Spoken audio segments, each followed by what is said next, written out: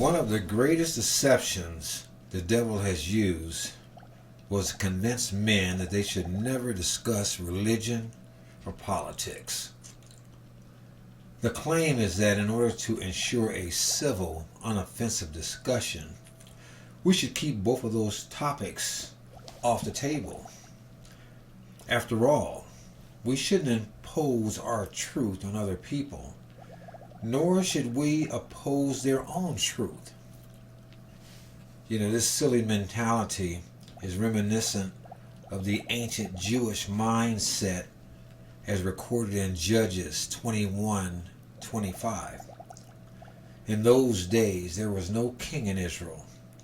Every man did that which was right in his own eyes. But the enemy knows that there is no such thing as my truth. He knows that there is either truth or error. John Adams, our second president, said, "Facts are stubborn things, and whatever may be our wishes, our inclinations, or the dictates of our passions, they cannot alter the state of facts and evidence." The devil knows that every aspect of our lives is governed by theology and or politics. If he can't corrupt our understanding of them, he succeeds.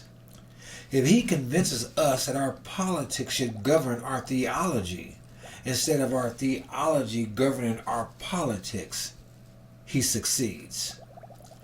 If we leave an opening, he will enter, and if we resist, he will only flee for a short time. He is undeterred and will continue laying landmines and booby traps on our path until Judgment Day, because he only has hell to look forward to. Satan hates God, but he cannot defeat the Almighty. Therefore, from the beginning he has set his sights on man. Adam was his first target. Now he is locked and loaded with us as the bullseye. Since he cannot destroy God, he is committed to destroying his image. If he fails at destroying God's image, he will settle for defacing it. I grew up at a time when the Bible was not only located in homes, it was read, understood, and obeyed. It was a time before the Boy Scouts allowed homosexual scout leaders to take minor boys on overnight camping trips. It was a time before young girls could be escorted to abortion clinics by school officials. It was a time before kindergartners listened to stories read by men dressed as over-adorned women. It was even a time before wayward parents and witch doctors started injecting children with hormones and mutilating their sexual organs.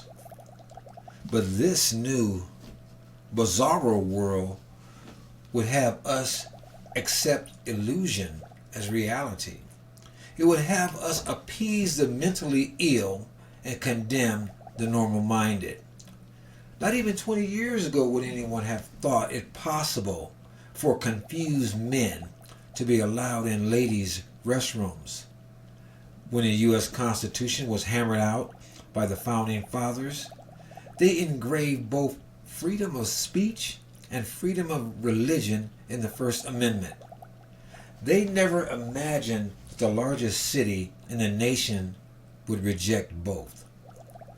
That it would get away with demanding that Christians deny the faith and lie under the threat of a $250,000 fine for not calling a man a woman. This isn't America.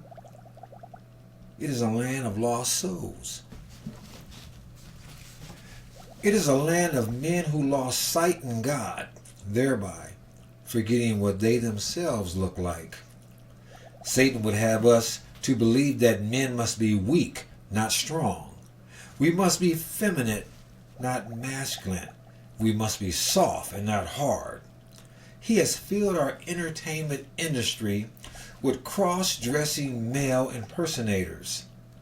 Sometimes their dress is a joke, but it is always designed to punish masculinity by feminizing men.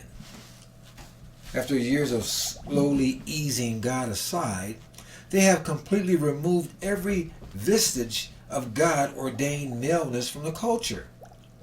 You cannot watch a TV show, commercial, or movie without being inundated with at least one abominable view of debauchery, unacceptably called a same-sex encounter. To protest the unacceptable is to invite public scorn and banishment from those who only see tolerance as a one-way street. If my life is threatened, I will use all force necessary to defend myself and settle for being judged by 12 instead of carried by 6. In the same manner, I will accept the rejection of men for the acceptance of God. I will welcome the banishment of men for the welcoming of God. I will look down the barrels of hate, speaking God's truth, instead of walking into hell, pretending not to see man's lies.